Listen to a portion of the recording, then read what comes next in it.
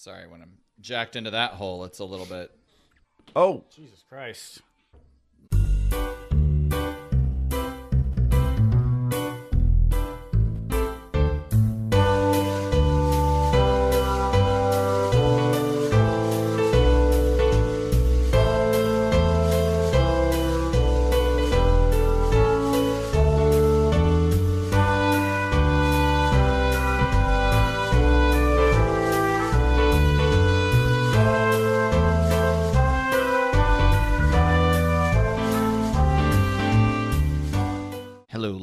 Welcome to the Autopod Decepticast, your bi-weekly podcast that delivers an episode-by-episode breakdown of the original G1 series. This is our episode number 143, and that means we're going to be covering Transformers episode number 37, Desertion of the Dinobots, part 1. Happy holidays! This is your host, Aaron, and you may remember a Christmas adventure that I told you all about back when I was 8 and it was 1990 and Caleb and Ryan were soaking wet burglars trying to break in and gank my family's goods. Well, you wouldn't believe this, but the same thing happened again. Oh, no. 2 years later. I ruined a family event. I made a wish to ditch my family through a series of very pre-9/11 airport mix-ups. I ended up in New York. My family was in Miami. I was lost. Ah! I ran into Ryan and Caleb. They still wanted to kill me and steal all my shit and a toy store's shit. And I made friends with a homeless lady. That felt very familiar to another relationship I had in Chicago. I rigged all kinds of booby trap to stop you guys, Caleb and Ryan, from a robbery. Basically, the only difference is that Tim Curry and Donald Trump were there. Oh, that's right. Merry Christmas, you dicks. I'm Ryan. Yeah, I was gonna make a joke, but that totally all got deflated. I'll do it. I'll do it anyway. Good. Pull booby traps on me once. Shame on you. Pull booby traps on me twice. Can't fool a fooler. You can't. It's not going to happen. Yeah, fool again. What are you freaks doing for the holidays? Nothing. There's a huge pandemic going on. Maybe we'll all get stuck in December. What do you mean? Vaccinated. Nah. As Lord Trump promised. It's not going to be out for the plebes. I will be doing what I have been doing with all of my holidays during the pandemic, is spending it with my wife and children. Wonderful. We're not canceling any holidays. We're just having it amongst ourselves. This actually works out really well for me, not having to go to my family's place. Yeah. Yeah. It's like I kind of... You don't have to make up an excuse. Yeah, exactly. I get to live my dream of being an orphan. I didn't know that was a dream of yours. Yeah. Interesting. If I had no familial obligations, that'd be dynamite. Oh. I'd like to thank Debbie Jett, one of our prime Patreon sponsors, for her support of the podcast. Listen, she's immunocompromised, so I can't, unfortunately. You are a sweet boy like that. Yeah, it dovetails nicely with my desire to never go anywhere. Okay. Oh, so this is or see anyone. So this is all working out for you very well. I don't know why. This has been a great year. Okay. I'm sorry that it had to come at the cost of 250,000 Americans' deaths needlessly. Yeah, okay, there you go. So happy. Oh, that was the Christmas, APDC COVID everybody. corner. We got that we out do of it the way. every episode. Merry Christmas, everyone. West and I think we're having Thanksgiving. We're recording this before Thanksgiving. I'm doing a ham. You may have seen my Instagram post of the devil ham. I got one that's 6.66 pounds. Oh, I thought that was the price. Nope. I got that. We're going to do that for Thanksgiving. And then I think for Christmas, I'm going to do a goose. Ooh, interesting. Young child. Go and fetch me the one as big as me, sir. Oh, lovely child, delightful child. Yes, the one as big as you. Ping! Is a shilling. Keep the change. That's the orphan biting the shilling. The coin, yeah. The street child. I don't know if he's an orphan or not. That's the kind of theater you get when you tune in to the Autopod Decepticast. They may be in for more than they expected. What? This episode. Yeah, I don't know. Jet, why don't you service up some cybertronium to help our debilitating malfunctions, otherwise known as the alcoholic shakes? Yes, I did add in some cyber It's not Cybertronium, it's Cybertonium. Yeah, for some reason they call it that. Yes, I very added those minerals into it, so we'll be fine. Let me go grab that. Okay, good. Cool. Caleb, what do you know about Iceland? Not very much. I know that it was originally settled by Scandinavians sometime in the late first millennium. Mm-hmm. And it was a jumping off point for the explorations of Greenland and far eastern Canadian coast. Many people would say that the Vikings were the original explorers that discovered the Americas. They were, yes. That hence the Scandinavians coming into Iceland and Greenland, and Is there any cultural leave-behinds that prove that out? Artifacts? yes, there are. Yes, there are. There are. Name two. There is. They've done excavations that reveal like foundational buildings built that match that type of Scandinavian type of structure. Also, They found the Great Shield of Thor in Newfoundland.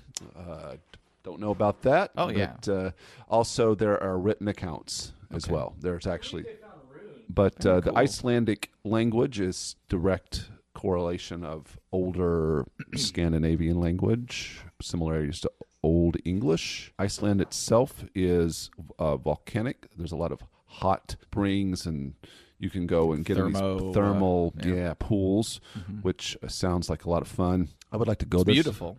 I've heard. I'd like to go there sometime. I heard you can get there for relatively cheap. It's not that far away. You can fly from like New York to Iceland relatively cheap and quickly. So, yeah, I'd like to go there sometime. Well, just wondering. No reason. No reason at all. Okay. All right. What do we got? This is Clark Griswold's eggnog. I got this via the How to Drink channel on YouTube, which I'll link on our website. Greg, there's a guy named Greg who does this, and that's his job. It's great. I've been watching it a lot. And this is a batch recipe. It makes about 1.5 quarts, or about an equal amount of liters. You take 4 egg whites, beat to soft peaks, which is they don't hold their shape when you invert the whisk. Take 1 tablespoon of sugar and then add that to the soft peaks and then beat till you make hard peaks, stiff peaks. Scrape the whites into another bowl and set aside. Now into that same bowl that you just used, now mix 4 egg yolks, a 1/4 cup or 50 grams of sugar, and you beat that until the yolks are noticeably paler in color. Then on low, add 2 cups or 475 milliliters of whole milk, 1 cup or 237 milliliters of heavy cream, 1 cup of bourbon. I use 4 roses, a 1/2 cup or 100 mils of rum, and then a pinch of salt, and then nutmeg to taste, and you mix that up, then take that off and fold in the whites. I actually used the paddle attachment for my KitchenAid to fold that in very, very slowly. And then serve it in a mousse cup if you've got that with the nutmeg for garnish. What's a mousse cup? It's from Christmas Vacation, Clark Griswold. Oh, I got it. Yeah. It's like a little teacup. Marty Moose. It's not. Made of glass. It's just like this, but with moose antlers. Not M-O-U. Not a moose cup. Right. I don't even understand what the Like confusion- mousse, like chocolate mousse. Like a moose cup. Have you seen Christmas Vacation? What is that? This eggnog actually is best if you let it sit in the fridge for at least a week. Supposedly, eggnog like this is best, like it's at peak after about 3 weeks. How long is this? About a week. This is not pasteurized. The milk is, yeah. The eggnog itself is not. No, of course not. It's just a raw egg sitting around a week. Yep. Let's do it.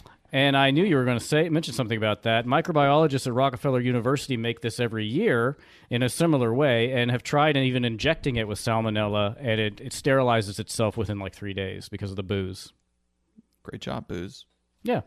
Great job. Eggs aren't known for transmitting salmonella. No, it's very low chance in the first place. So you want to cheers this? Ooh, that's nice. Yum, God yum. damn. That ain't no joke. How much more you got over there? I've got probably enough for at least another half drink for each of us. In preparation for this recipe, I came across some strange stuff. You guys were talking about Iceland, coincidentally. It was just some Christmas mythology, and The most interesting I found was the Icelandic Yule Lads. Have you heard of these fellers? No, what? Well, their mother is a giant hag who asks parents to give her their children so she can eat them. She just wanders around town begging for food and children. So she's on the streets. Yeah.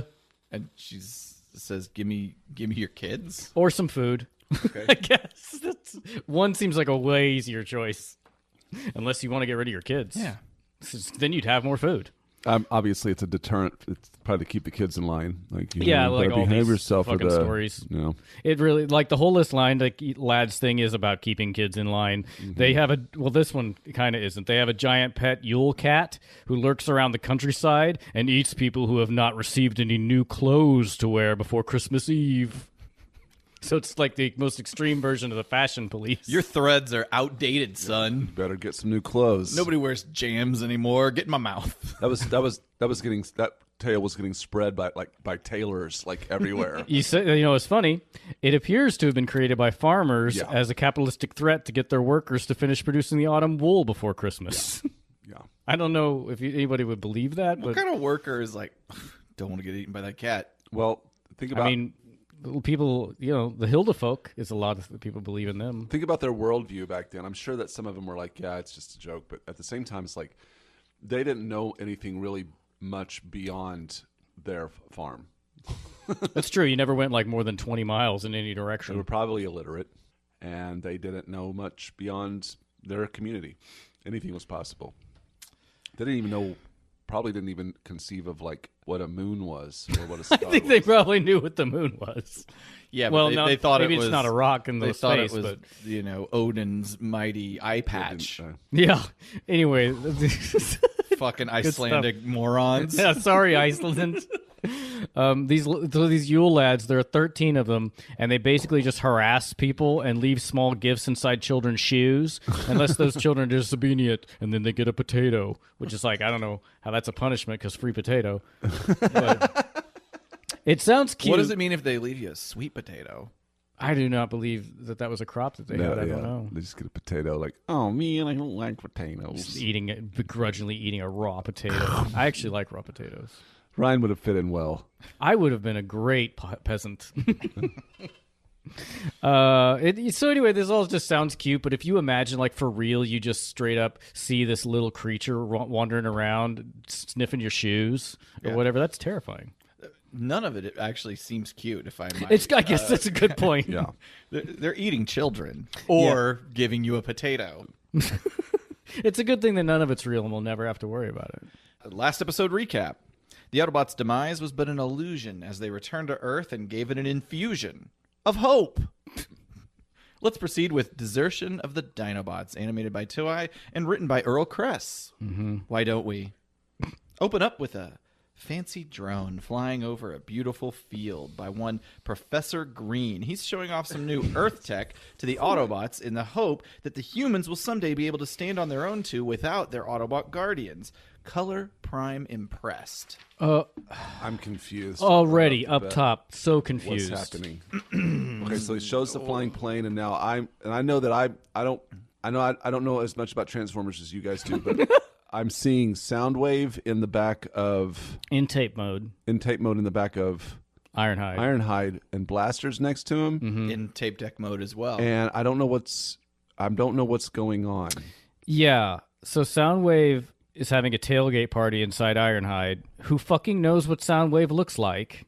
Yeah. And right next to his blaster, and then Soundwave ejects Ravage. Uh-huh. And Blaster transforms his arm out and grabs him by the tail and says, "Going someplace, rat cat." What the fuck is happening? I don't know. Like, were they hanging out? Blaster starts wrestling Ravage inside Ironhide, and then Soundwave transforms and just flies out of there. Yeah. Back to Megatron and Starscream, who were standing.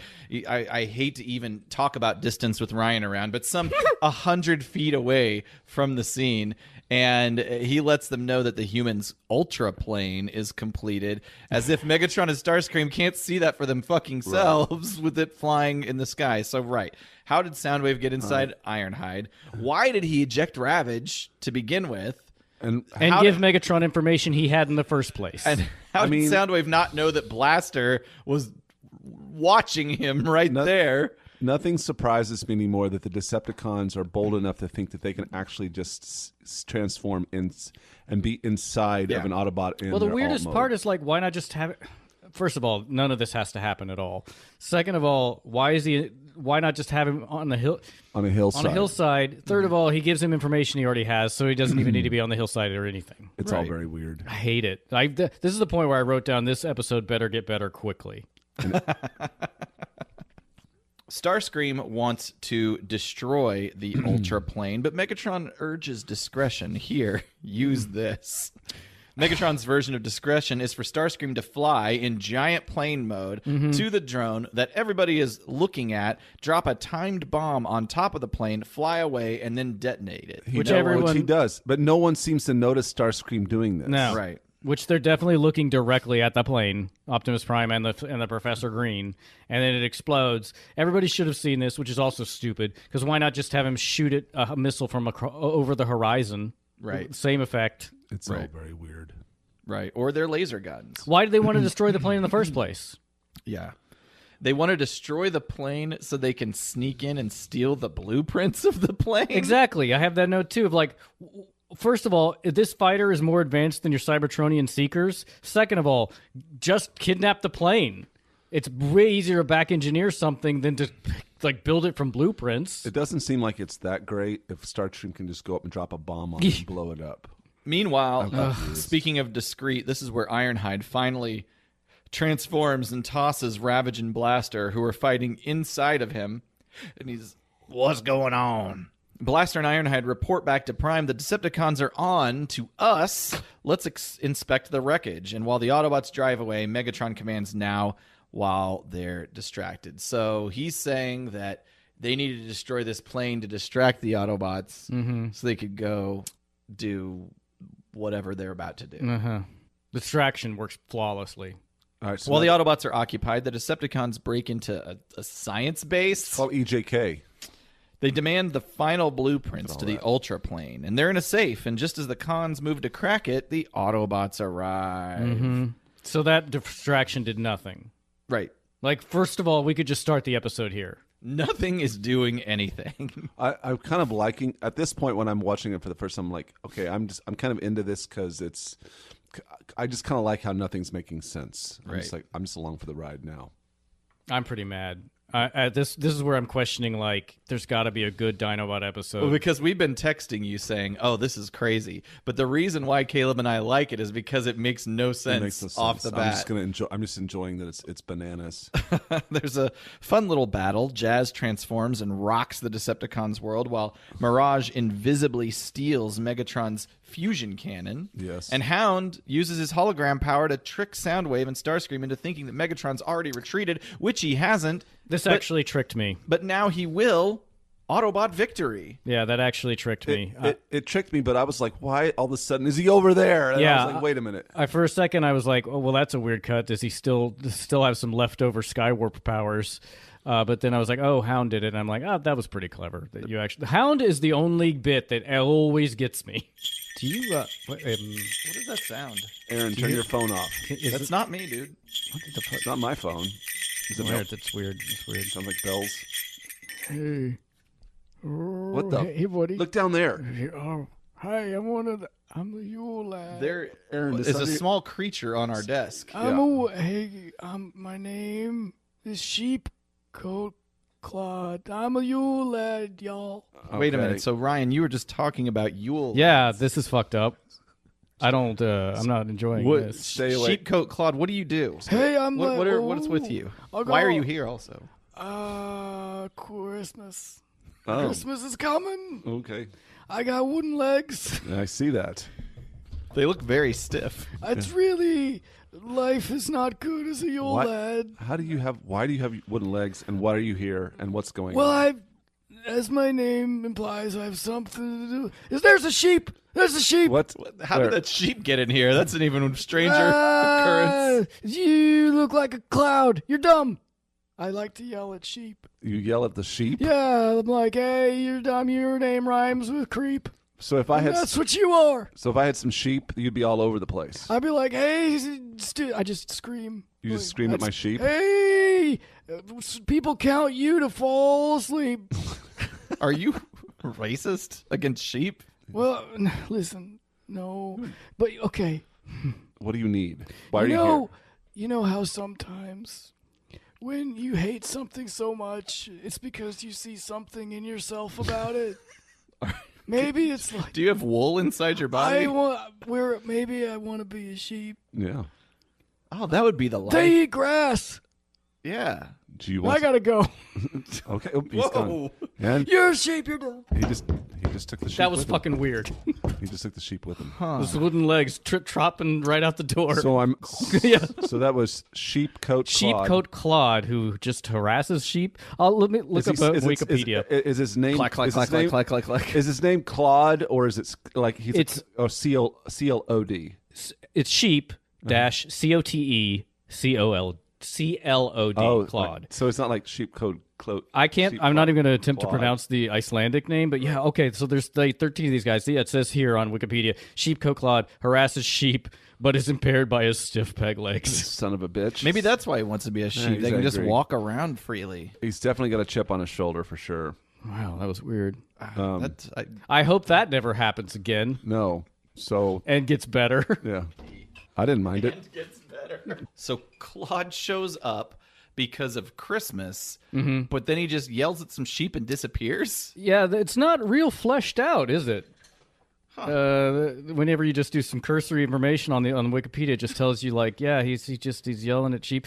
The mythology behind them is interesting, but it is thin on the ground. Whenever you do one search from one website, There's opportunity for maybe other media to really bring this story into light. I'm just assuming that if I was in a rural Icelandic farmer, this would have a lot more meaning to me. Well, This yeah. sheep Claude. also you got to make your day interesting, like you're imagining some mythological creature, which I guess is real. That they appear to be real. At least Who one. knew? At least one is maybe by harasses sheep. Does that mean he fucks them? No, it's not. It's not everything's sex. Aaron. No, you heard it first from Ryan Jett. Not everything is sex. We transition to a carnival of the damned. I'm glad we're going to go on with the episode after seeing what was totally I don't know a what else to supernatural do. creature. You're right. Yeah, Let's power. yeah. Let's do it. I love where we're going now to FUN-A. Guys, can we take a field trip to FUN-A-RAMA Park? Yes. Is that what it's called? Yeah. I didn't see that.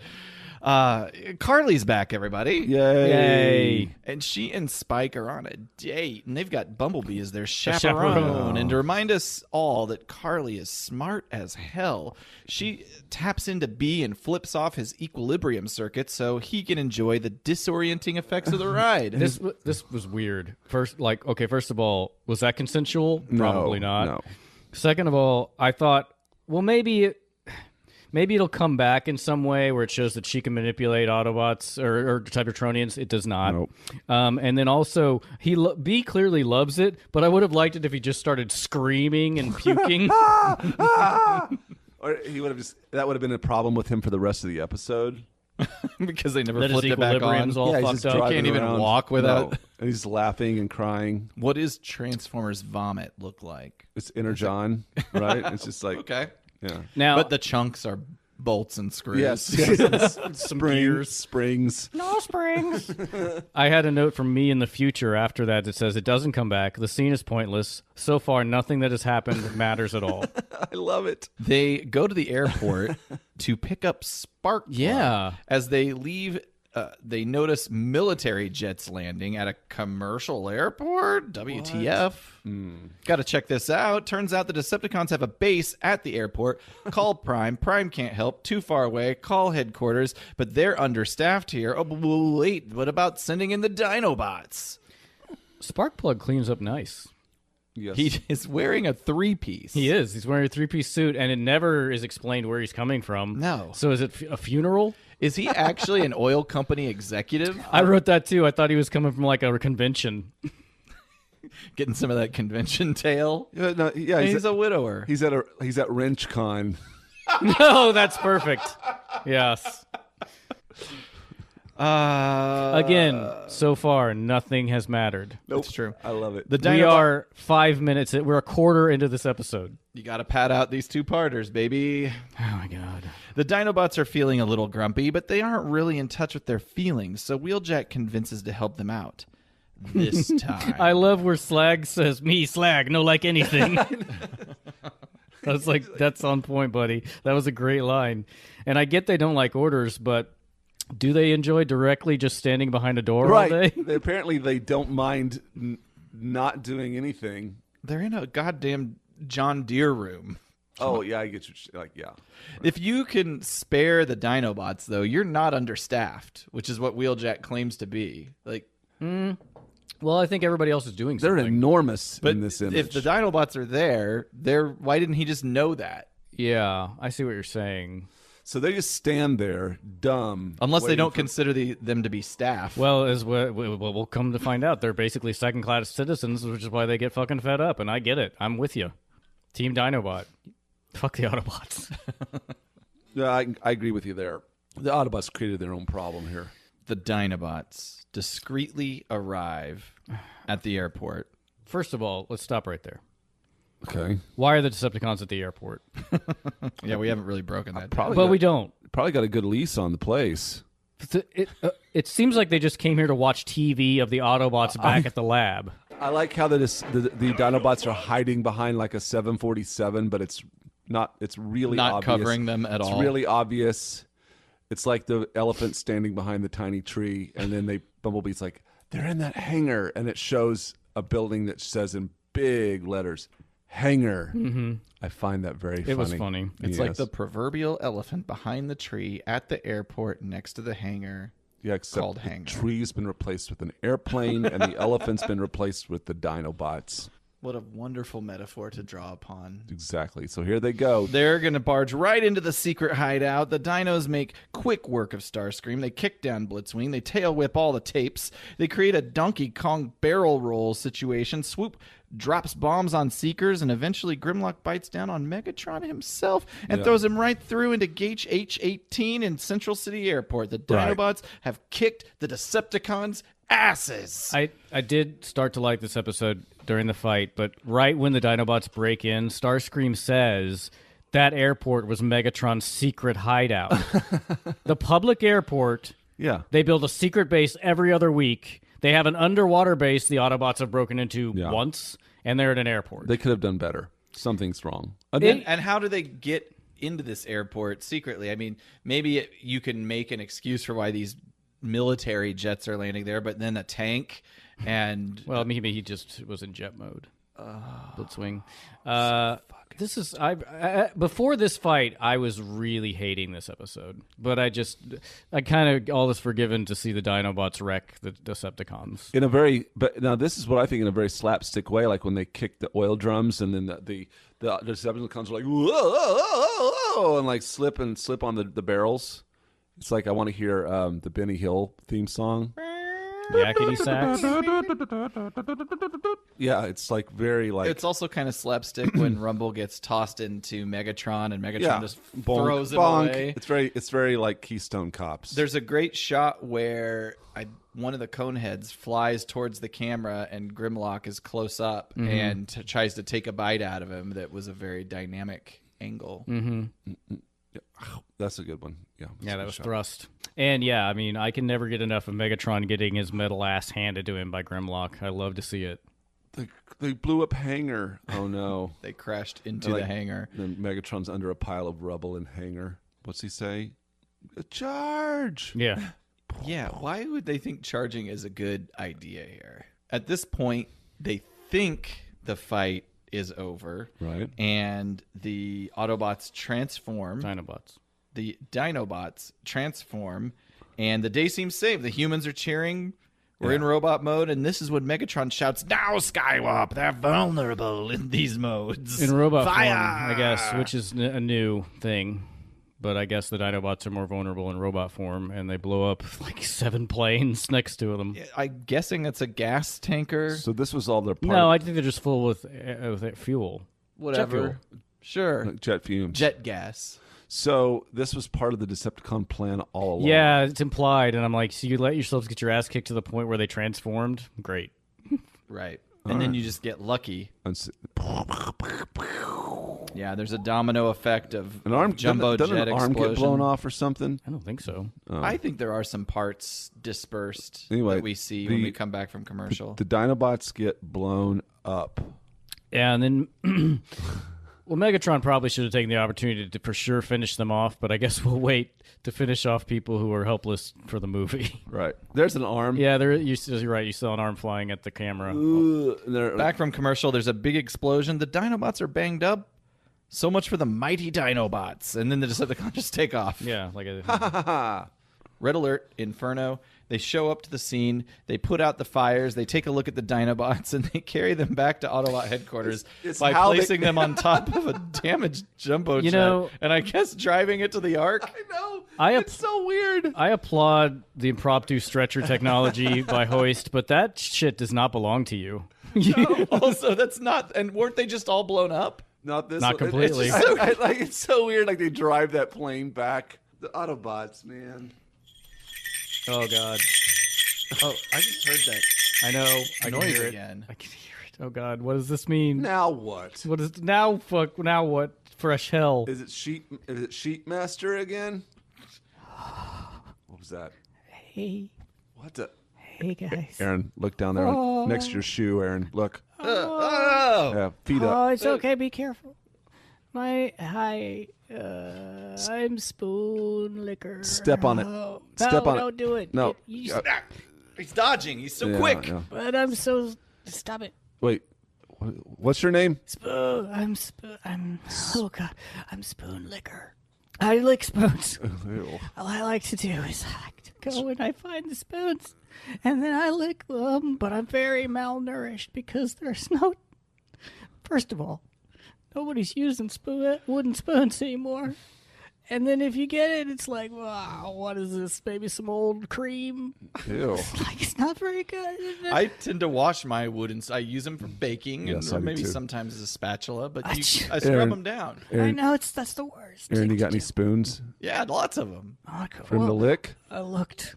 You can lick all the spoons you want. Did you already lick the spoons? But they have to be used spoons.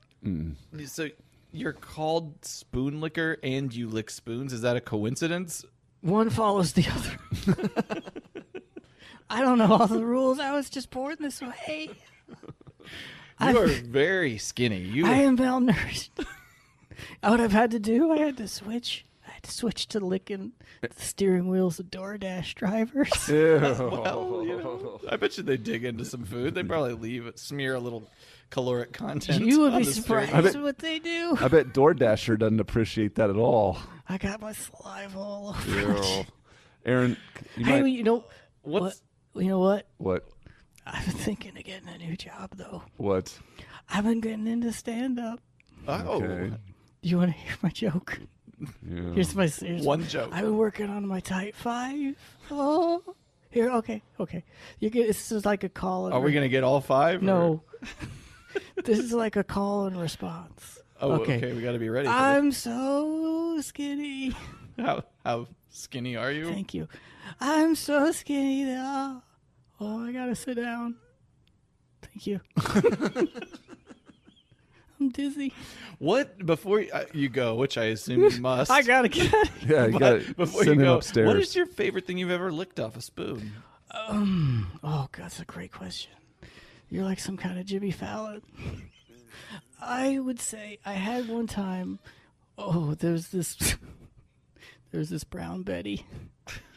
And it wasn't the dessert. It was just this woman who had used it to clean her corns off her feet. And it was like so crunchy. Okay, bye. Whoa! Upstairs he goes. Up. I'm gonna Aaron, get some food. he's heading towards Aaron. I think he's heading towards your kitchen. Fuck, man. I'm sorry I didn't have any questions for that guy. I was just dumbfounded. Yeah, no, I don't blame Your you. jaw was on the ground. It was. I was like, ugh. So okay, that's two. Yep. Oh, God. I hope all 13 don't show. I was just asking you, how many did you say there were again? There are 13 total. I don't think we're going to hear from them all. Maybe not. Hopefully not. But Hooey. Okay, so that's This is just nonsense. guy. I've never seen anything so skinny. And don't get me wrong, he was small, but even proportionately, Oh, yeah. it would be as if Caleb's torso were but a broomstick. Right. But the rest of it looked like me. Face, Right, yeah, his head was legs. proportional. Basically, normal. like you as like in elementary school with your giant head and tiny body. I do like licking spoons. Okay, I don't know whether to go on or if we should I guess we should just keep going. sit around and wait for the next. What else are we gonna do? I mean, we came here for a reason. We can't let Icelandic creatures, Mythological supernatural beings. stop this. How are train. they getting in here? Did you like seal this place for rats? Because I assume that whenever we hear that magical noise, they were just Oh, they're- appearing as if from a interdimensional mist. it's apportation. I don't know though. He did run away very quickly. He did. He's a quick little son of a bitch. They're all very fast. Okay, all right. Well, that was Spoon Liquor. Maybe we'll see Spoon Liquor again. I don't know. Where are we? So we're back at the Ark. We're at the Ark. Ratchet, Wheeljack, Hoist. They're operating on the Dinobots. It's kind of tough though. These primitive tools that they use to build the Dinobots, mind you, are keeping them from getting the job done of repairing them. The Autobots are repairing damage done at the airport. I don't remember this from the show, but they do show a lot of like the Autobots fixing whenever shit gets broken, like from their battles. I guess they just feel responsible. I love this scene with Ironhide and Powerglide. Yeah, they spend a lot of energy and basically build a big brick cube With no door. Yeah, with no door. Ryan, do you want to describe what happens on screen? Yeah, it's great. Well, Grapple loads a big like pallet of bricks into Powerglide, who then flies around while Ironhide uses his material gun from his fist to make, I guess, mortar, and then Powerglide flies by and drops Perfectly them drops it. like the bombs from the plane in Jaws, drops them along the brick. I loved the Ironhide Powerglide bricklaying company. That was great. And then Grapple gets a big, I guess, concrete roof and tries to drive it over. Is this are they repairing the hangar specifically, or just some random Some other outbuilding? building? Other they've got? building. I do, and also Powerglide does say to Grapple, he says, "Okay, top that," which I cannot hear without just thinking of Teen Witch. Or, yeah. You guys know that movie? Nope. I don't get that. It's reference. fantastic. 1989. It's wonderful. There's a whole rap scene where the Hats, her friend Hats, it's not her name. I don't know her name, but like she does a rap thing where it's top that. It's like a challenge rap battle. It's great.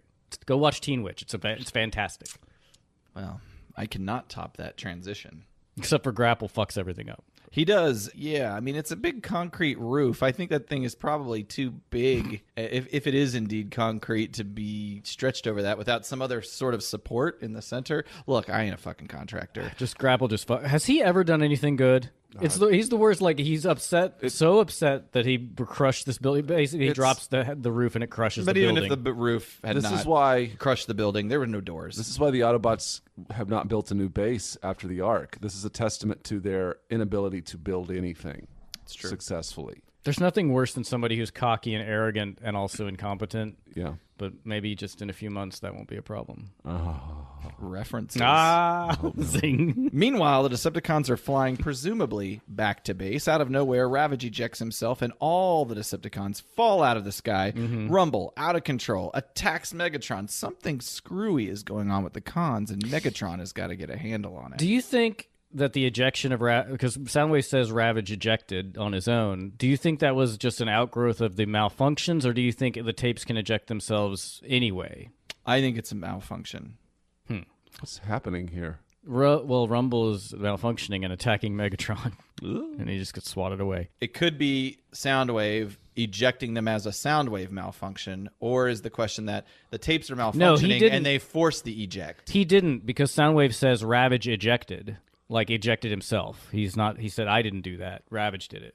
But he could have done it. He just didn't realize it. Yeah, I don't- either is possible. I guess if you want to really go deep. Both of them did not intend for that to happen, regardless of I who just is thought that maybe it responsible. spoke to the fact that maybe the tapes can do that under normal circumstances. They have autonomy to decide to come out. And I don't think it's intended that they do.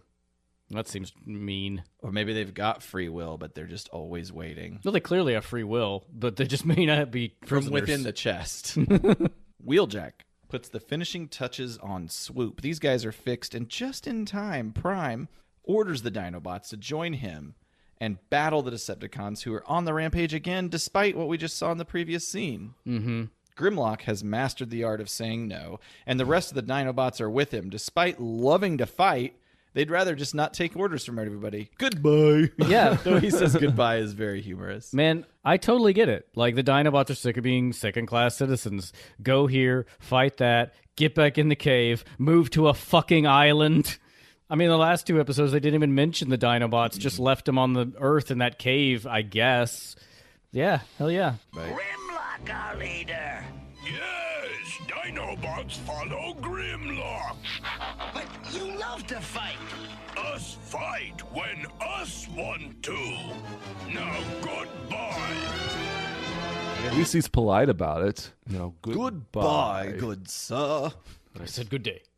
Oh no. What was that? That was bells. There's the bells. It's We know coming what back. this means. Okay. All right. We're about to get another visitor. I don't even see anybody. Oh, wait. Hang on. The door to the Arc studio here is opening up a little bit. I can't see.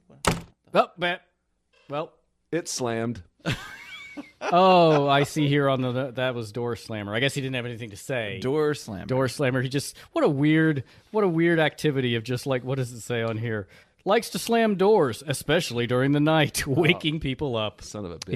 He's off his schedule. Yeah, he must be Warming up. warming He's up, or practicing. just the flight from Iceland. He's still got Jet lag. Jet lag. Yeah. Right. All right. Well, that was short and sweet. Thanks, All right. Door Slammer.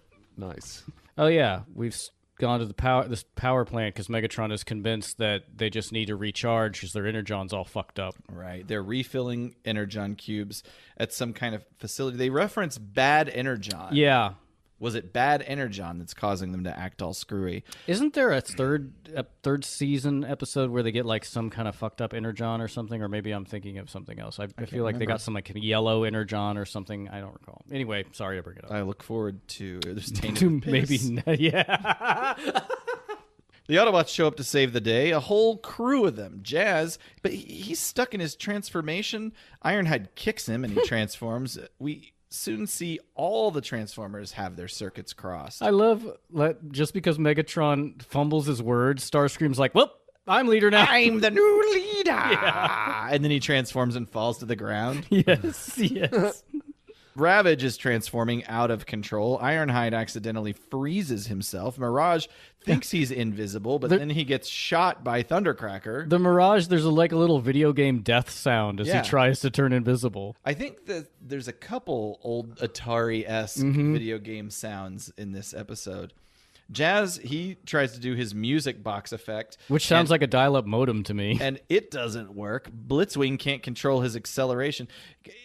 It's fucked up. It's like they drank too much Energon, and it's almost like they played all of their abilities at the beginning of this episode to show remind that- us they had Yes. abilities that they could lose. More Yeah. cans. There are a lot. You're right. There are a lot of barrels in this episode.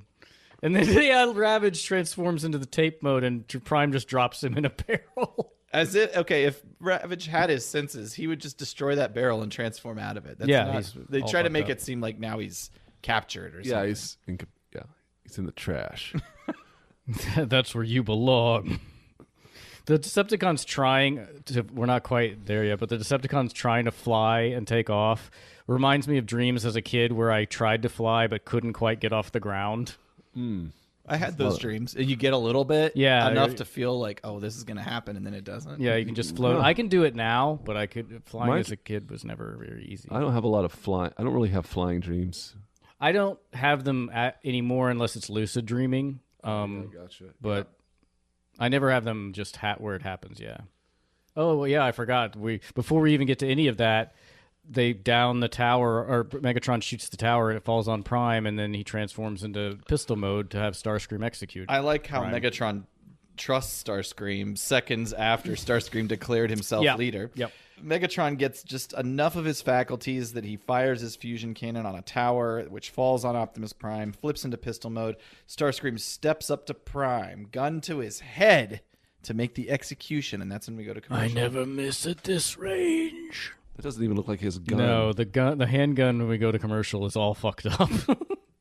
We're back from commercial, and Starscream just can't make the shot. They're just too spastic and messed up. Yeah, everything's wrong. Yeah, and then that's where they try to fly. Decepticons retreat, except they can't take flight. What's happening to us? I don't know. Megatron flaps his arms for a second. We go back to Autobot headquarters. Sparkplug is having to repair the Autobots. Perceptor tells us that the only cure for what is ailing the Transformers is cybertonium. Mm-hmm. And it just so happens that we've intercepted intelligence that Shockwave is transporting some cybertonium right to the Decepticon space bridge. We gotta get that shit. Yeah, B says that the only way to get cybertonium is aboard, or get to Cybertron is aboard the Decepticon space bridge. I guess Cosmos is out of town. Yeah. But he can't fly. That brings up even another point of why Perceptor and Cosmos and all the second-generation Autobots who were not on the Ark are also suffering from a depletion of cybertonium. Unless they were there the whole time. I mean, and just we don't never know talked where. to us. Yeah, we don't know where Perceptor came from. For all we know, he just happens to not be making it into any of the stories, but he's been with them the whole time. Maybe that's the only explanation that makes sense. Only now are all 12 of you relevant. Yeah. I like some of the scenes here where they're half transformed, they're sitting on the ground.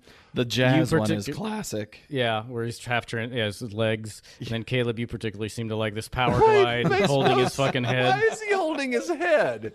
Did he rip his head off? Yeah, that's a good point. Out of that should have control? nothing to do with this problem that they're having. It doesn't. It's just like he's ripped his head off. And he's talking and still he's still through his functional. head. Yeah, he's still So functional. apparently there must be some Bluetooth technology that Cybertronians there's into. It's all fucked up and weird. I find it really entertaining. It makes no sense. Yeah, the rest of this episode is rock solid, but that's weird.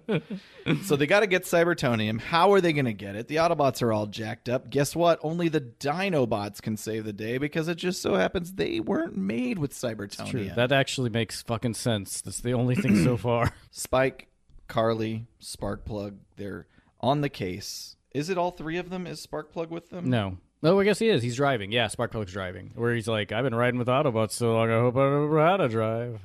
You don't, because I don't know what that reversing the stick does not break the car. It just throws the transmission out of the hood. So you got Spike, Carly, Sparkplug. They're on the case in the sweet pink convertible. They intercept the Dinobots, play to their egos a little bit. They explain the situation and somehow convince the Dinobots to help them retrieve the Cybertonium because it sounds like Cybertron. Yeah. We'll find out more later. Well, I do like they're kind of the way they try to start it off. As Sparkplug says that they need Grimlock's brilliant help, Right. And then Swoop says, "Me, Swoop, want to hear a brilliant part," which is a fun little call forward.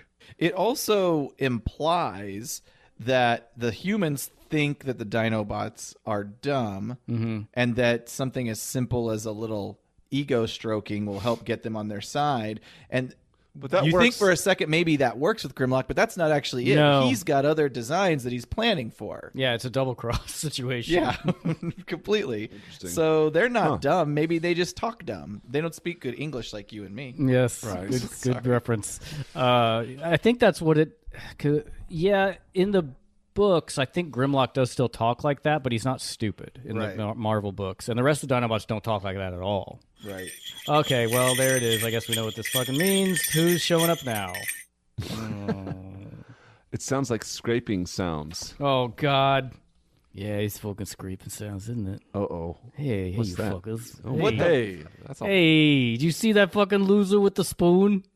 Wow. You're talking about spoon liquor? Yeah, it seems like a lot of us are fucking obsessed with food, doesn't it? Isn't that weird? He was kind of nice. It's almost like, It was no. so Do you pathetic. hear his fucking jokes? Well, they Fucking fugazi. Yeah.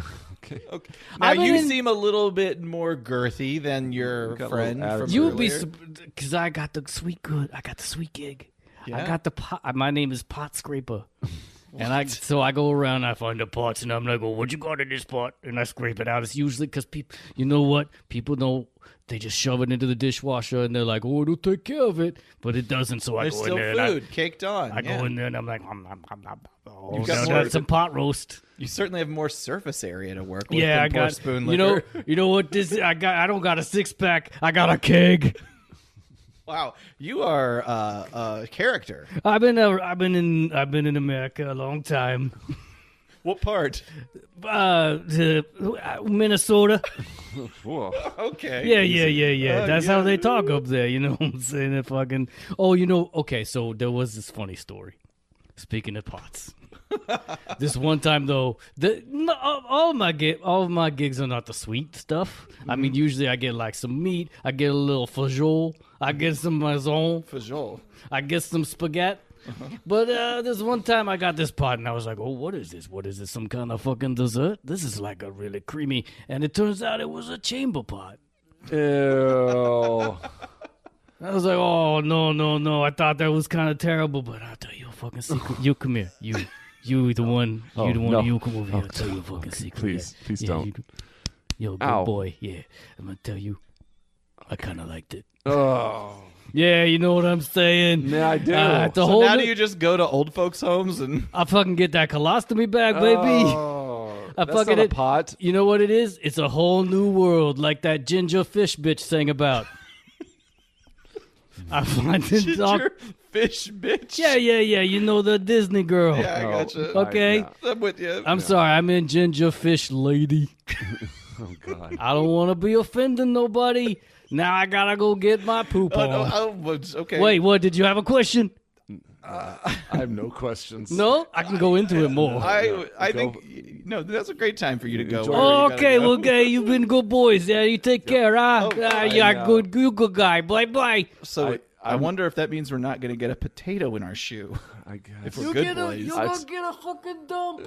I tell you what, I am really wary of any spoons and pots in my house now. Yeah. When I go home today. That guy was strange. Yeah. Okay, so what did he say his name was? Pot Scraper? Pot scraper. Pot He scraper. seems like he's discovered a different name. He's watched Goodfellas. He has watched a lot of Scorsese films. Yeah. Minnesota, he said. Yeah. I don't think he knows his geography. No, I don't think he cares. Wow. Oh boy, that was. That, I by liked far him the my best. least. What? Oh, I said Jinx. nothing. It's reverse jinx. Okay. Only like 9 more to go, I guess. Do they? So they visit you like the Christmas Carol? It's it weird in seems. the Wikipedia thing. It doesn't say they show up all at once. It says that they show up one at a time for the 12 days of Christmas and then depart one at a time after Christmas is over. Yeah, they each have a 1 day. Like they overlap quite a bit, but they each have a 1 day in the window of time. Yeah. Each one is 1 day later. Do children like on a specific day like set out your spoons to get licked? And then like when the kids go to bed, the parents have to like lick the spoon. Like, Oh God, have to scrape the pots. like a horrible tooth fairy. Like the kids are laying in bed, and you're like somewhere in the house, like slamming doors. I like, what a fun time! What an Icelandic parent fun time. Then they go outside, and you see people like what happened to the sheep? I don't think we're gonna see this guy, but there's one named Meat Hook. Meat Hook? Yeah, he just sounds scary. He just grabs meat with a hook. Well, at least we're not running into the parents. I mean, they just eat children. Oh yeah, the homeless woman who begs for food and is a giantess and eats women, and her husband appears to be a shiftless alcoholic who just stays at home. I don't know. Ugh. All right, maybe that was the last one. Merry Christmas. Gosh, I hope Merry so. fucking Make it all Icelandic my Christmas. dreams come true. I could use a potato. We could all use a potato with all the fixins. Some of us will eat them raw, I love it. right out the shoe. Can you imagine just you see me with just a shoe and a potato and I'm just eating it like an apple? Catching the crumbs in the shoe. This is good stuff. Good content. Grimlock has called the shot. They're going to go to the space bridge. They're going to gather up this cybertonium and help the Autobots, so we believe, in curing themselves.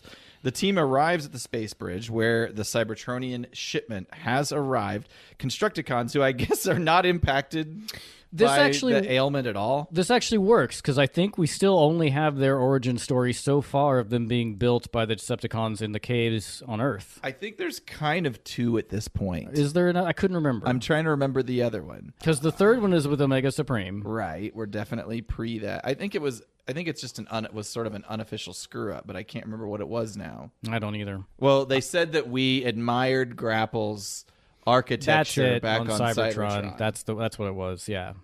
implying they've been to Cybertron. Right. And maybe they just took a trip there, saw his Or architecture. On the flipped through space- a book. On the space bridge. Yeah, like I've got a Frank Lloyd Wright book if I ever meet him in heaven. Brag. I got a book about Potscape. architecture. I got a book about pot I scrapers. got a book about and spoon lickers. Yeah, oh man, I wonder.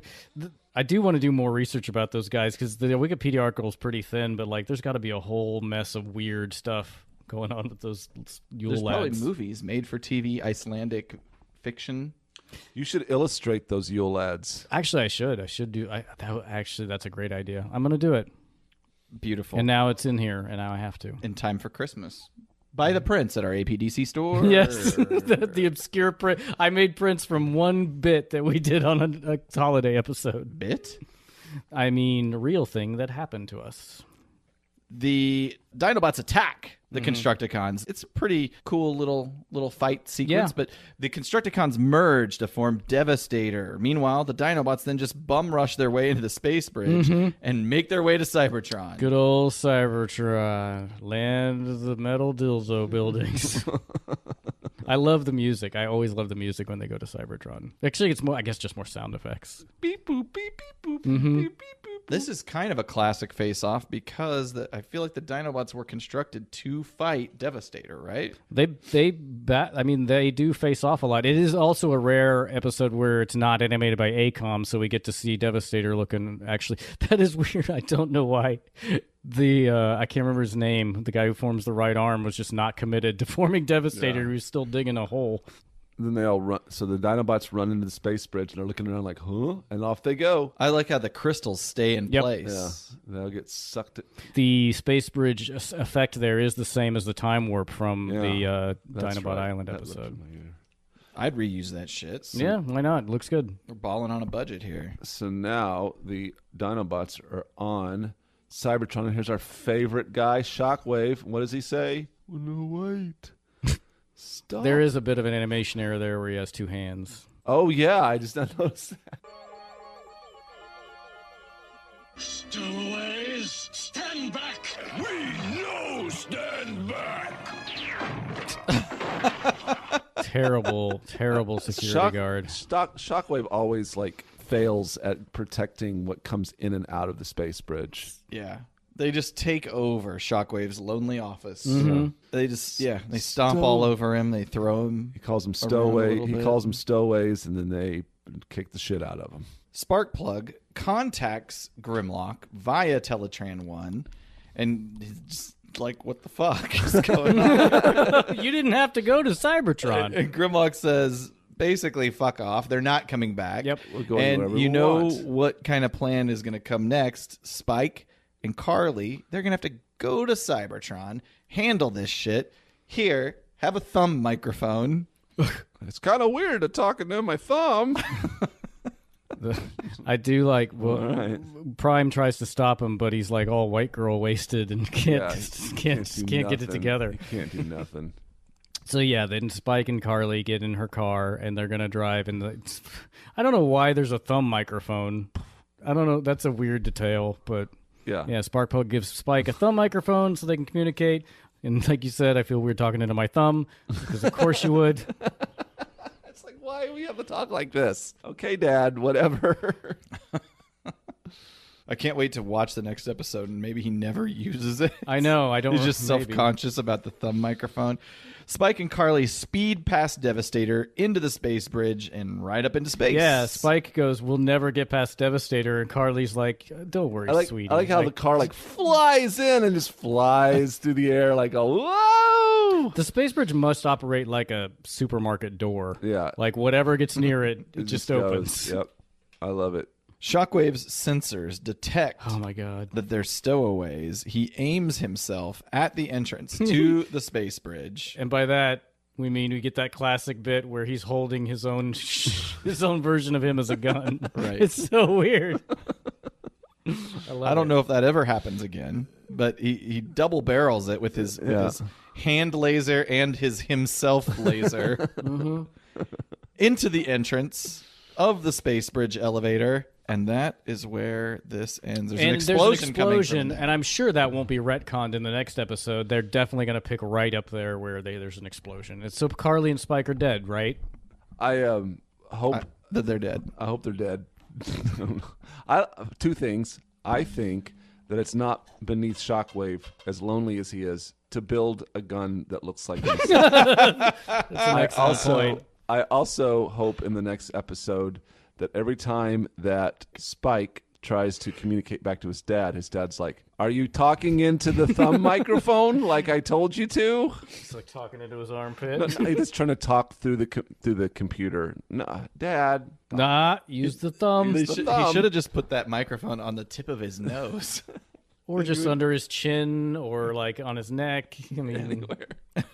or why did we include this weird communication device in the first place? Like, give him a watch. I don't know. Have him communicate. Well, I Does guess he we'll talk see. into it at all? I guess we'll see Ever? in the next Okay, yeah. episode. Maybe you don't have to animate it as much. It's not a thing you need to remember. When Carly needs to talk, does she grab his thumb and talk into his thumb? I can't wait to see that. She just licks it. Oh yeah. What if? What if No. Oh no. Sparkplug gets to hear her getting finger banged? It's like yeah. if you accidentally leave your Instagram live on. I did have a friend who they accidentally turned on Facebook Live and didn't know it, and it was just he and his wife getting things going in the morning. They were having a little bit of an argument, but it wasn't much. She still wouldn't want it broadcast. But the thing you definitely wouldn't want broadcast was apparently her boobs were broadcast. Oh, no. On this thing, and they had to go on and it was freak out mode. I was one of the first people to see that it was happening. I did not see the boobs, but other people did. Somebody texted me and was like, Man, free tits. Dude, check it out. and it wasn't sexy boob. They weren't having sexy time. She was just getting ready. Right. That's the best kind of boob. When they don't- Unsuspecting when they boob. don't No, know- I don't. when they don't Nothing know that you're non-consensual. watching. Just casual boob. Just, I mean, in the world, classic New York boobs. Well, that's the end of the episode. Okay. A couple of fun little tropes here. Of course, the Vulcan laser gun. I don't know why I thought you were going to say vulva. I'm feeling. You're just ready feeling for that. naughty today. Feeling ready for Sorry. it. The Shockwave gun. That is duplicated in his Masterpiece version. Oh, cool. I think in his tech specs it does say he can make duplicates of himself. What? I feel like I read that on the TF Wiki, that maybe that's some kind of... I don't think it's meant to be, but like that's something they mentioned. I don't know. I just casually said something that I think may have been read about something that may be true. I'll get to the bottom of this. This dovetails nicely with our review of, like, I like people who don't know what they're talking about. Hey, Aaron, thanks for by the way, your wife made a really good breakfast for us today. Yeah, you're welcome. And there was rice. It was Filipino breakfast, so rice, eggs, and then this sausage. It's longanisa. It's a Longanisa? Filipino Yeah, it's really sausage. tasty. It's I have sweet. I have one piece left. I'm gonna save him back. I'm gonna try. Whoa, Let's make it off with your sausage. Aaron, did That's you right. That's right. Got a sausage, don't I? give me that Isn't it? sausage back? Oh, no. Because you know why? My name's Sausage Swiper. Oh, What? of course. And I get all the sausage. Oh no. It's again really nailing down that a lot of people starved to death when this fucking thing was In invented. Iceland, in the Yeah, in the medieval times or wherever I'm from. I got your sausage. Give me that back. Hey, Come here. 17th century I'm Iceland. yeah, You're that's old. but I look good, don't I? Yeah. You moisturize. I got the It's salt and apparent. pepper beard. Just like yourself, you handsome devil. Oh, look at you. Hey. I bet you got a sausage. Oh no. Can you give Caleb that back? No, I Yeah, it's I licked okay. it all over No, it. he can keep it now. I don't really want it. Look what I'm doing with it. Oh no, don't do that. Look No, what it is. stop What it. does it look like? I would you're- just You're go. I'm fucking probably that just eating. sausage. No, it looks like a pecker. Yeah. I was making it my penis, you dumb git. Get. Okay, sausage swiper. So your Yeah. thing We all is talk- you show up and steal sausage. I steal the sausages. Usually they're being smoked. He swipes them. And I go and I swipe them. Because we all think about food, because if you had crabs, you'd think about itching, wouldn't you? And we're all starving to death. You know what? Okay, did you all What do go? crabs have to? If you had crabs, you'd be thinking about the itch. I don't have food, so I think about the hunger. Oh, okay. Get it? What a weird. It's a metaphor. I also have crabs. You are. You're freaking me out, sausage swiper. Look what I'm doing with it. Nope. Oh, he's doing the Doing the penis thing again. All right, That's hey, Yeah, didn't I? right, that sausage is keep the as tall sausage. as you are, and you have amazing strength. Oh, I can power it down. Look, I can. Oh, look! Wow. He just- I got me no gag reflex. He is now in the shape of the sausage. Yeah, I'm like a cartoon character. everything's weird. Let me let you in. I'll tell you boys this. You know what? If I can impart one part of wisdom, Okay. we are all sausages. Oh, Explain. Nope. the Gotta world. go. The world. Yeah, it's philosophical. There you think about it. I guess the world. I guess the world is They our all sausage. have to go. They all. Yeah. It seems like they run out of shit to say, Yeah, and they then run all away. have to go. They don't give us time. It's weird. They don't. They don't even give you time to talk to them. Well, Hardly. I I mean, I'm gonna miss that sausage. it's very sexual. No. Yeah. Yeah. He said he had crabs No. So that means he's been doing it. with a lady. He's been with a lady Or a sausage. or a male. Can you He's get been with crabs somebody from with the crabs. sausage? I guess if somebody sprinkles a bunch of crabs on it. Can you get crabs from a butthole? Sure, there's hair there. If there's crabs in the hair in the butt hair. Oh my god.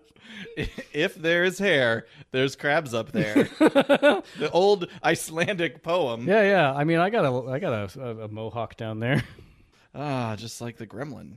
Which these are more like gremlins than they They are. really. It doesn't. Also, have you noticed none of them have an Icelandic accent? Right. Maybe they've been all over. I guess by this They're point. world travelers. It's like whenever somebody comes over, as a kid from like England or whatever, they just slowly they lose their accent and it sounds American. Yeah. Like Dolph Lundgren. He didn't even know any English when he came over here and filmed He-Man.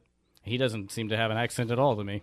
Yeah, there's not too much in the voice actor realm. Arlene Banis returns as Carly. Peter Yeah. Renaday is Green, that scientist that makes a brief appearance. Has at the one beginning. line or something. So not much to report. So In the real world. Desertion of the Dinobots aired October 21st, 1985, so about a week after our last episode. In the American Top 40, we've covered Take On Me by a-ha, so it's power ballad time, y'all. All right. We got R.E.O. Speedwagon's Can't Fight This Feeling. Oh yeah.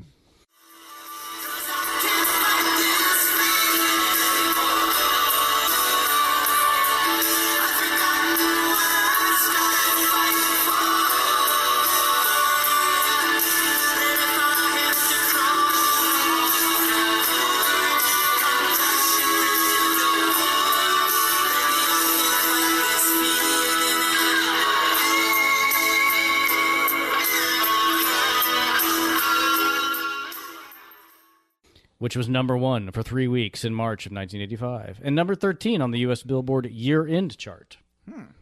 For such a popular song, there's not really anything interesting about it. They performed at the 1985 Live Aid concert and were introduced there by Chevy Chase. So that's a fact. and Yeah. brings it back to our cocktail.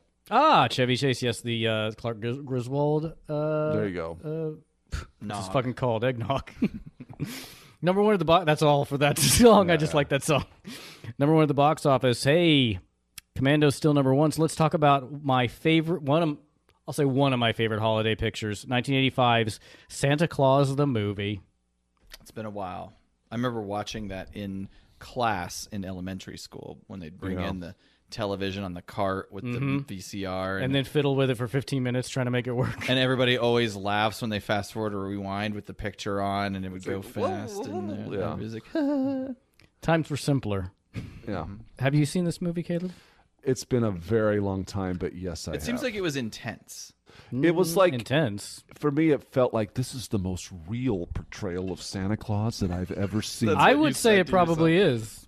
Yeah, it's like, It does. It's like I watched this movie several times every year, but it was also in heavy rotation as a kid. Also, 1985 really is the year of making things called the movie.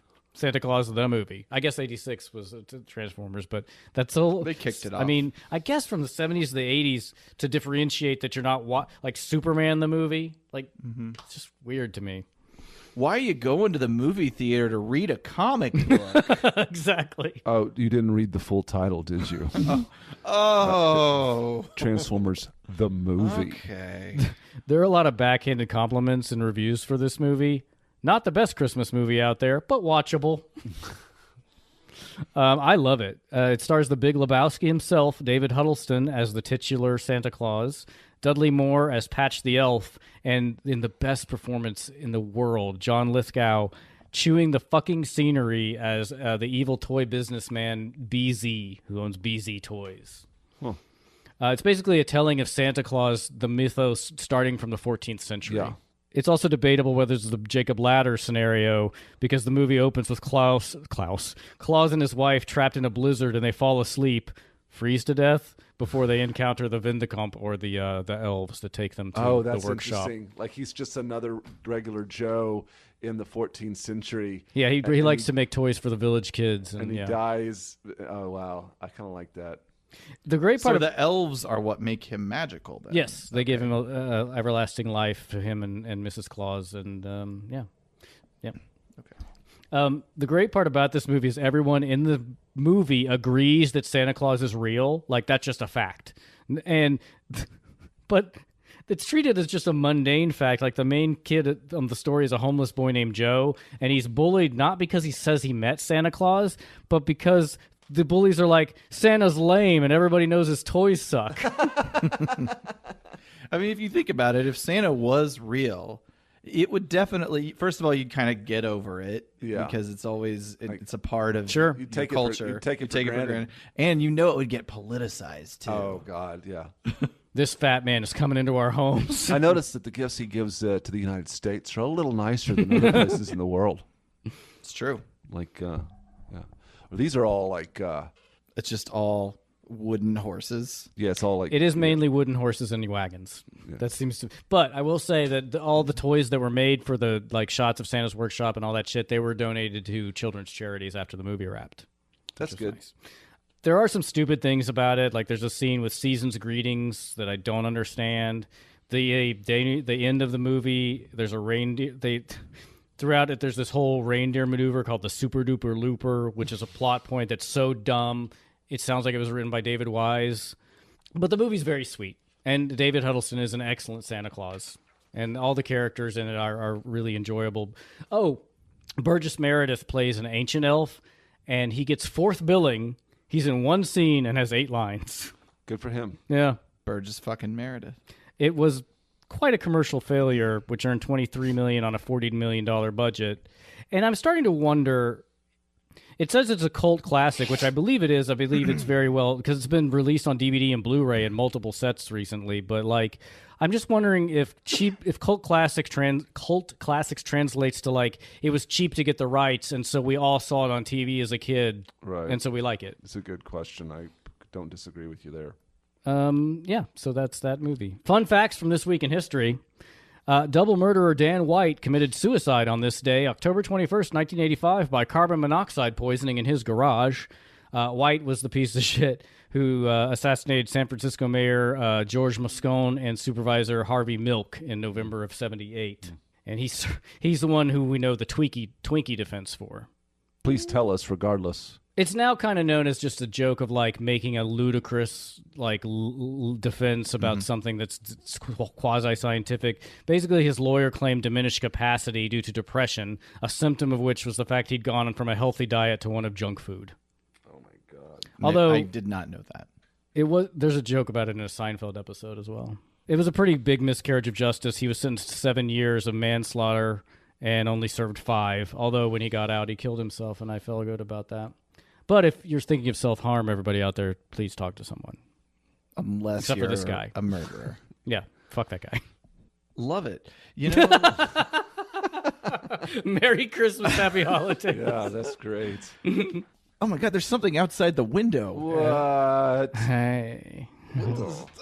I didn't even hear the music this time. No, I'm sneaky. Hey, boys, you look like a couple of good time Charlies. Oh. Oh, yeah. Look at what I'm doing in this window. I'm peeking through it. Ew. You know what they call me? The window peeper. Oh no. There's a window peeper, one of you? That's one of me. I'm the one. Are you the perviest of them all? No. It's not about sex, baby. I mean, I look at dick. I look at pussy, but you can look at whatever. I look at whatever's going on. There's a lot of windows in this neighborhood. You sound very familiar to other characters that have appeared on this show. Who? You sound. No, You seem man, like I'm an totally after dark kind of I'm a totally vibe different, about you. I'm a totally unique, and it's not like some people can't do more than like 5 or 6 voices. Come on, don't be rude, baby. So you're a window peeper. I'm a window peeper. That's all I do. I look in the windows. What are you doing? I don't do nothing. Maybe I'll lick the window a little bit. But I'm not Lindo Wicker.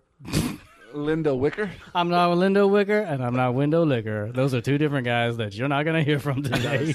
I'm not a spoon licker. I'm not a pot scraper. You're looking at me, and I know you think I'm pretty, but I sure not as pretty as a couple of titties. You know what That's I'm saying? from a movie. Well, do you just recite I'm not doing a character the from- worst lines of every movie? All right. That's not a knife. Okay, hey boys, you want to come out with me tonight? No. There's so many windows in this neighborhood. I noticed that your weird neighbor still has a Trump sign up for some reason. What is that about? Some people just can't let go. Yeah, what did you see in there? I am curious. It was nothing good. Nothing good at all. So, what do you, like? Is there? Yeah. I can't even. You got a question talk. for me? I can't talk. If I could get that ability, I'll ask. Why are you looking through windows? Is it a sex thing? Is it? It's just kind of like looking for things to steal. I don't pop the wood or nothing. It's just like a compulsion, you know. Like why do people fly a kite? I mean, they're Why do looking people pop for a pill? Enjoyment on a windy day, or to Shit, escape yeah. reality. So fucking what am I supposed to do? It's in my name. Like your name's Aaron. You love to run, Aaron. I heard that On the clouds. I heard that you went to a thrift store and bought some sweet ass fucking cups. Cups in a bowl. Yeah, I'm still out here in this window. Hey, I don't even want to come in. I was gonna say, is it cold? Aaron, just shut the blinds. Please. No. Works. Nope, that was easy to cut him off. Yeah. Wow, that was a weird dude. Hold on, Aaron. Open the blinds real quick. I'm still here, Shut baby. it again. All right, there we go. Leave that shut. Okay. Huh. Window window peeper. licker? Window Oh, window peeper. peeper. The window licker is totally different. Wikipedia has his profile wrong because it says that he looks through windows in search of things to steal. Oh, But yeah. He just. he's not- I think he's glossing over that. Yeah, he's canvassing the place. He's trying to lull you into a false sense of security. Yeah, I guess why would he tell us that he's casing the very not. arc with No, he's checking it all out. He's letting Sausage Handler know about Sausage it. and, handler. Are the and rest of them spoon. just decoys? No, So he the just- window peeper can it's case the joint? They're all part of a team. They're like, they're a crew. You know, I'm getting a sense that they're basically organized crime. It's all this is. Definitely the sausage swiper is That's a member crime. of, I mean, maybe that is a crime, and I mean, I don't mean to be prejudiced or anything, but he sounded a little mafios. Oh, well, that's racist I'm the bad guy here. against New Jersey or Minnesota. Minnesota, yeah. How dare you talk about Minnesotans like that? All right, well, we're kind of at that point where we talk about This script is also not online, or I couldn't find it, of an edited version of the shooting script. And the writer, Earl Kress, we kind of already talked about in the Immobilizer episode. So the only thing I have is that there's some trivia that facility where the Decepticons try to steal the Ultraplane, named EJK, is named for the writer Earl J. Kess. Ah, that's okay. That makes sense. That's all I got for script deviations, yeah. I wondered what that abbreviation was for when they showed it in the scene. And he has passed, I believe, of cancer. Okay. that'll get all of us if we live long enough. Fingers crossed. I don't know what that means. Ryan, what is your? All right, so okay, we can. I'm the ghost of the iconic moment. You know, It doesn't pay off quite as well as it could, maybe because the production order, like versus date order, but we do finally get the promise of the chickens, like alluded to in the Day of the Machines and Atlantis Arise, where the Dinobots saving the Autobots' ass kind of comes home to roost. It's not played, again, very well. Like, it's definitely hinted at way better in Atlantis Arise and Day of the Machines, but I'd like that that finally they're like, fuck you guys. Yeah. Like, I'm sick of it. It feels like it took long enough. Yeah. Although if you're actually a kid watching the cartoon, it's only been about a week. It's true. Yeah. we do Maybe two of two. these a month.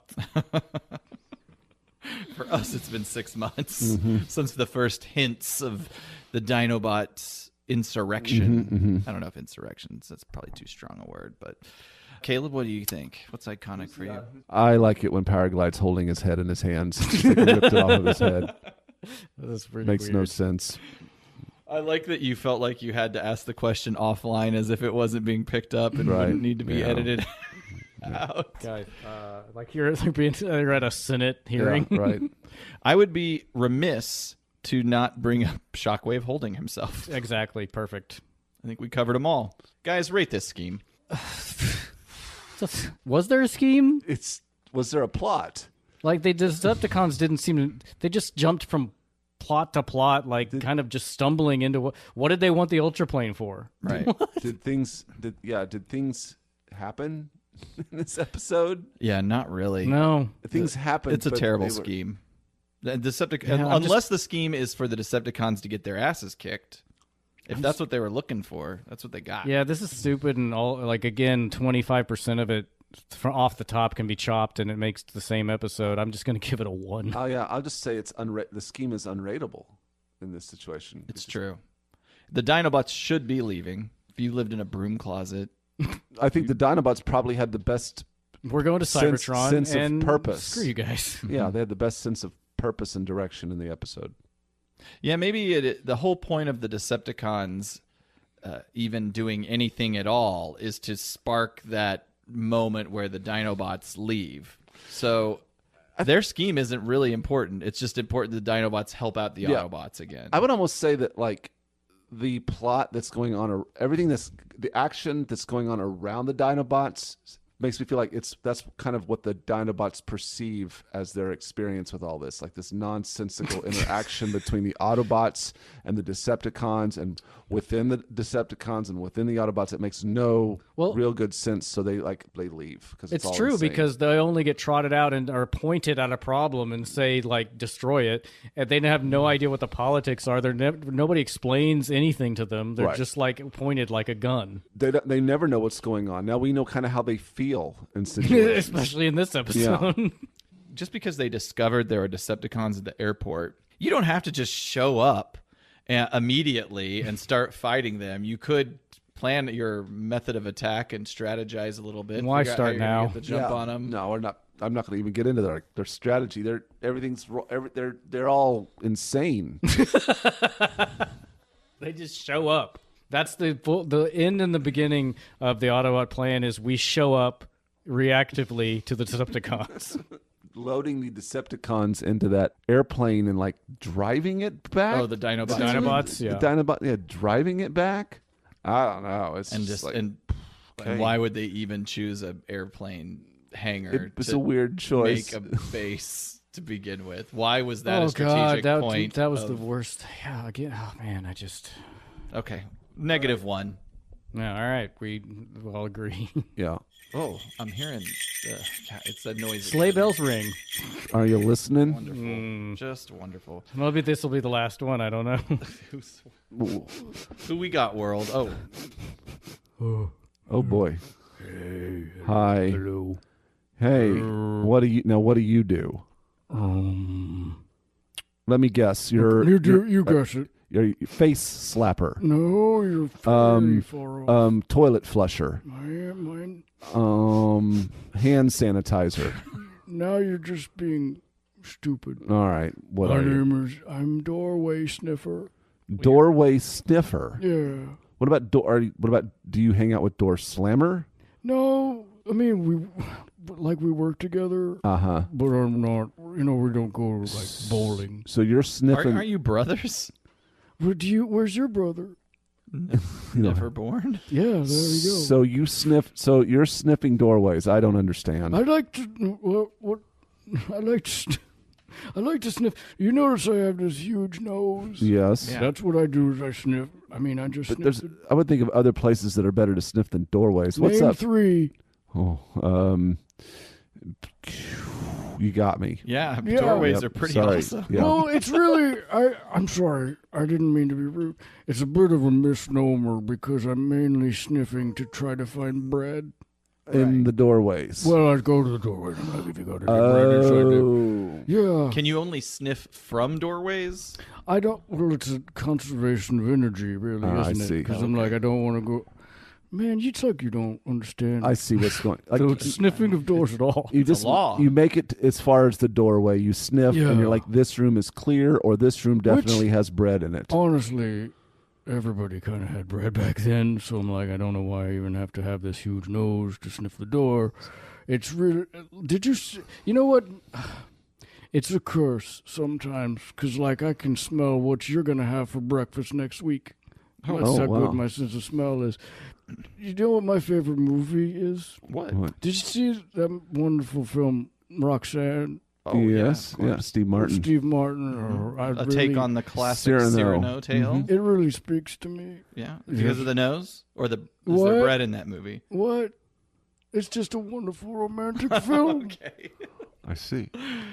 And it is a classic. It's, it is a classic. Thank you. I'll tell you what. The worst part. Okay. It seems like everybody, all of my brothers who've come in here have left telling you something weird about them. Yeah. They're like the worst part of their jobs Yeah. and stuff. Here's mine. Oh boy. Oh shit. I'm glad you're just telling us, and we didn't have No, to ask. I don't need to wait for you to get to No, no, he just bears. Yeah. The worst part, I have this really good sense of smell, you know. And the worst part is that I can still smell what it was like inside my father's balls. Did your drunken layabout father, who just lives in a cave, and I've heard that it's not my real dad. when I mom think- was I fooling think around? my dad was an anteater. I feel like there's some bread around here. I gotta get out. I gotta get that bread. no, don't What? leave. What? Nothing? Okay, bye. Okay, door slammer, slam the door. Well, that was another guy. Yeah, Yeah. Huh. Well, I'm glad that they are happy with. What They don't do. seem happy. That's true. None of them seem like they're No. enjoying their No, vocations. no. Did they? I wonder if they live in the cave with their parents. Do they You think they have apartments? I think they do. I think. studios? It seems. Yeah. But they all live in one studio apartment. Oh, what do you think it smells like? Perhaps Sausage. I wonder if it Oh, smells delicious like smoked sausage and bread. the Yeah. cow shed where Goalie Hawk likes to hang out. Goalie Hawk. Which one's? Who's that? There's one named Goalie Hawk that hides in gullies, waiting for an Oh. opportunity to sneak into the cow shed and steal milk. Goalie Gawk. Goalie Gawk. What did I say? Goalie Hawk? Yeah. Yeah, I'm stupid. Just Ryan, you got any others that you want to briefly mention? well, there's Skier Gobbler, which is, we haven't heard from him. He's a Yule lad with an affinity for Skier, which is similar to yogurt. Okay. You forgot about Stubby. There's Stubby. I like how they all have a noun, verb, name, but then you've got Stubby. Yeah, I guess it's just the translation. Meat hook, like I said, who just steals meat. Candle stealer follows children in order to steal their candles, which were once made of tallow and thus are edible. Fascinating. I just ordered some suet off online to make some pemmican, which is a survival food that I've been interested in. I'm gonna make that in some hardtack. Put that in my bug out bag. I've been watching a lot of 18th century cooking. Yeah, we know. Yep. Okay, great. I'm sorry that you find everything that's interesting to me so stupid. Oh, no, I love it, Ryan. I hope that when the world does go to shit, you'll hook me up with some of that hardtack. Ship's biscuit. Ooh. I still have an army ration. you An gave MRE? me. Yeah. That I got you from New York. Yep. I do. All right, well, we've rated the scheme. We've iconically momented. Next time on the Autopod Decepticast. Humans, dinos, on Cybertron. I tells you it's going to be nuts. Yeah.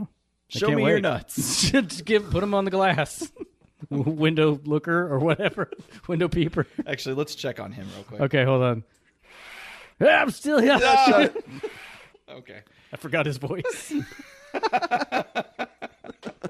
If you'd like to support us and maybe support any gremlins that might happen upon our arc here, We're out of bread and sausages. you can do it one of two ways, via Patreon or through merch at our APDC store. Check the goods at patreon.com/APODcast or autopoddecepticast.com/store. And you can just keep on listening. Apple Podcasts. If you would. Stitcher, Spotify, Google Play, tune in. Apple Podcast users, leave us a 5-star banger of a holiday review. 5-star, please. Happy holidays. Follow us on our social media, Twitter, Facebook, and Instagram, all of them at APODcast. And, of course, the web presence, autopoddecepticast.com. I'm sure there's going to be all kinds of Icelandic mythology on this week's post. And I got to do all those drawings. All of them. And All those of them. prints will be available at the store. I am off. I think I'm taking off like the last 2 weeks of this month. Oh, that'd be or so of this awesome. year. So I got some stuff scheduled to do. Brewing some more booze and doing some more coups. I was wondering if there was going to be a goose. That's terrible. I apologize. Even that made me feel weird. You should have used that in the Burt Reynolds episode. Oh, God. Bye, everybody. Bye. Happy holidays.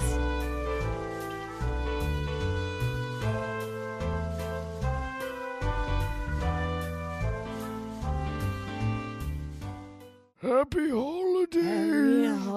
Happy holidays. Happy holidays. Happy holidays. Happy holidays. Brussels, where we sell good.